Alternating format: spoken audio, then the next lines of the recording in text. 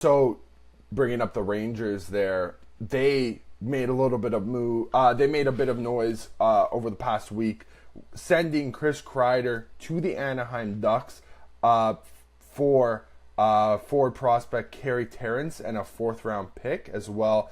The Rangers got back a third-rounder as well.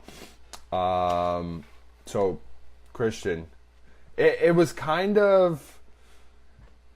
It was written, I would say, since the trade deadline. Were they not trying to work on a trade at that point to send Chris Kreider? Like, it was going to be Chris Kreider and Jacob Trouba, out of there? Well, remember that, the first shot across the bow was Chris Drury kind of putting it out there that Kreider was available, and everyone was like, hold up, this is, your longest tenured active player. It wasn't apparently received well in the locker room. Kreider kind of was surprised by it because he hadn't been spoken to about it. So definitely percolating is where this was. And then it's interesting that he ends up at Anaheim where Trouba ended up, where you have other former Rangers like Frank Vetrano and Ryan Strome. Mm-hmm. Kreider is apparently decent buddies with Trevor Zegras. Yeah. So there's that as well. A lot of connections here. You can see why he would want to go here. Even though Anaheim was on his no-trade list, he had to waive to go here, but obviously he did. Elliot Friedman's made the point of saying the John Quenneville factor is part of this as well. I like this on both sides. I like this for the player and the acquiring team. For the Rangers, depends on what they do with the cap space. I can't say I love it for them, but Kreider had a very down year. Maybe you can do more with that cap space. But yeah, for Kreider, I love it that he probably is now totally remotivated, rejuvenated to work with a coach that I guess he's excited to play for, and reunite with a bunch of former teammates. And the Trevor Zegras factor. It seems like he's a guy that he's mentored a little bit, and Zegras was decently excited. He put out a post, I believe, on Instagram, kind of excited to have Kreider on the team. And then, yeah, from the Anaheim perspective, I love that this could rejuvenate Trevor Zegras. Yeah. This is kind of a 2-for-1 in that sense, right? Where you were able to get a guy who can maybe fix a guy you already have there. Because I would have told you that Trevor Zegras should be out the door this year for Anaheim. I would have. It really looked that way. Low. Yeah. I would say for 2 years, it really looked like it was just honestly a matter of time. And it was who knows what's holding it up. I wouldn't put it past them that they've had deep talks about shipping him out. But like you just mentioned, you're going to ship out a guy. You're going to ship out a guy of that type of caliber. We know what caliber he can get to at his... We've seen it. It's not even get to because he's been there. Yeah. He's done 100%. And at his legitimate lowest, right? You would get nothing for him, nothing, or at least fair comparable value, less than you could get, should get.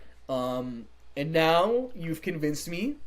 Wait another year on the project. Let's see how it looks. Where he's maybe remotivated, playing with a decent, a guy that he's excited to play with. Yeah. Right. So I love it for the Ducks. They still have $32 million in cap space. They did not pay a lot. Casey Terrence is not, unfortunately, a great prospect, and it was a middling pick swap. He makes, got to double check here, I think it's 6.5. Yeah, 6.5. Yeah, he makes 6.5 for 2 more years. Here's where I want to go with this, Dave. This is a trade I will be writing down as Leafs. Why didn't you do this? To be honest. Yeah. I am. And listen, you're right. Ball was in his court. Leafs might have been on his no-trade list. Maybe I'm pulling at straws here and it wasn't even a potential. Yeah. But we did this a couple years ago when Brad first came in, and I remember the Riley Smith trade, and we were like, oh, write that down as one that the Leafs should have been in on. Yeah. I'm writing this one down, Dave, and I'll tell you why. Once again, I know Kreider did not have a fantastic year. He did not have a good year at all. If Chris Kreider was on the open market, and you told me you could get Chris Kreider for $6.5 million on a 2-year deal, you're doing that. Yeah, 100%. You are doing that this year with who is out there, which is not a lot. I would do that deal. 100%. I would in a heartbeat. I would. And we had the tiniest bit of rumors just as the offseason started for the Leafs that they would check in on Kreider, And maybe they probably did. Like maybe I'm speaking to the void here, and it was never even a possibility because he didn't want to come here. But until I hear that, I'm a little annoyed. Yeah, no, 100%. But I'll be honest. I think Anaheim for him might be just the absolute cure for all his ailments. I truly believe. Yeah. I'm going to go out on a bit of a limb here. I don't know if the Anaheim Ducks are going to make the playoffs this year. But I think with the addition of Chris Kreider and potential next offseason moves, whether that might be bringing Mitch Marner to the OC, who knows? We've even heard JT stuff. I've heard, they might bring both of them there. Right? Like, they might try for both. I will say, I don't think it was like we definitely have explicit links between Anaheim and Marner. We have those. Yes. We have, like, people throwing out $14 million. We'll see about that. But we know that Anaheim maybe doesn't get a seat at the table because we know that Mitch has given out some invites. He's sent one to the Leafs, and the Leafs declined because, what the hell? We've been talking this whole time. Don't think there's anything left.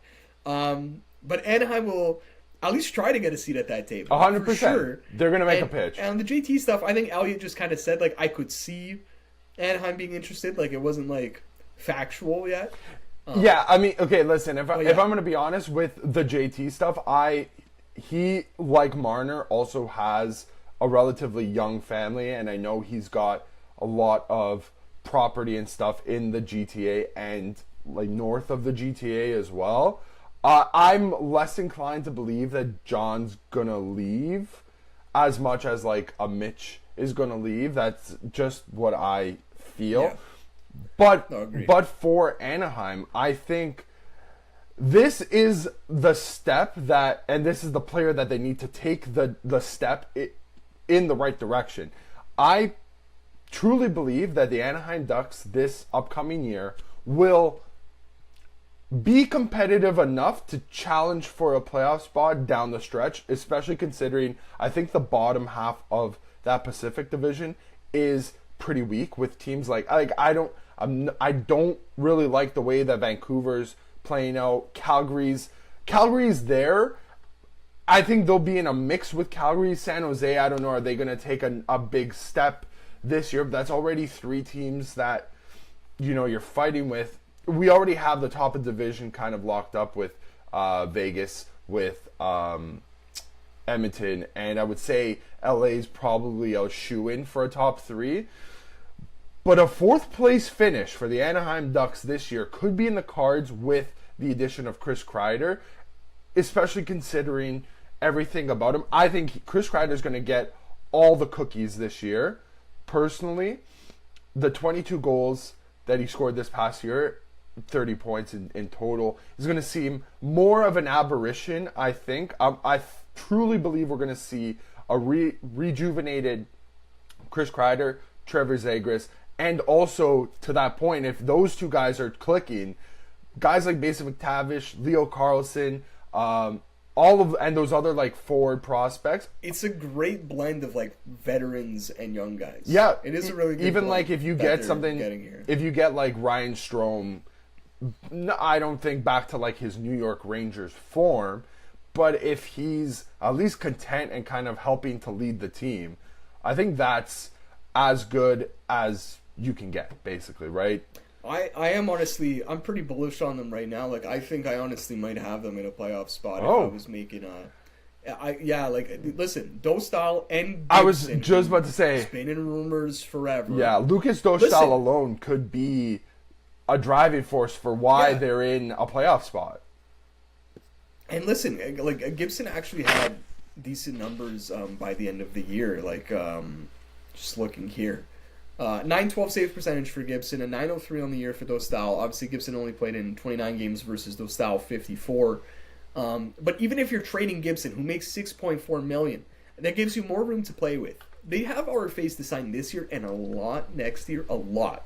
But this year, it's Mason McTavish, it's Leo Carlson. Dostal. That was the two. Those are the two big ones. They have a lot though in 2026. I'm not even going to list them because there's a ton. So I don't even know if they're going to use all of their $32 million in cap space, or maybe they do, and I think they're going to try and sell more veterans on high AAV 1-year deals. Mm-hmm. That's what I would do. I honestly think this is shaping up to be a year for Anaheim where bring in the mercenaries. They could sneakily bring in the mercenaries, because you're going to have a bunch of guys who aren't on their entry-level deals anymore starting next season. Not this one, the one after. I think you should try and take advantage of this as a sort of surprise contention window. Just a 1-year contention window. And you have to play your cards right, because you need to be able to sign all of your young guys the following year. Yeah. But this is a rare opportunity with the cap going up that I think the Ducks can get this really cool blend of super young, super veteran players, and it might actually work. I'm kind of buying what Pat Verbeek is selling early here. We'll see what else he's got up his sleeve.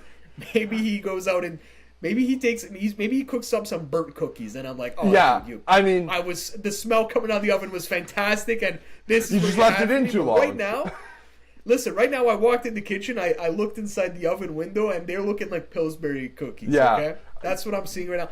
We'll see if they look like that when they come out. If they're Raisin Bran, I might be a little disappointed, but I like what I see right now. We could be sitting here this time next season and either saying, what did blood just cook? Or, what was brother cooking? Right? It could cooked or what did brother cook? Yeah, we will. We really will. We should do a segment. Cooked or cooked? We'll do that segment.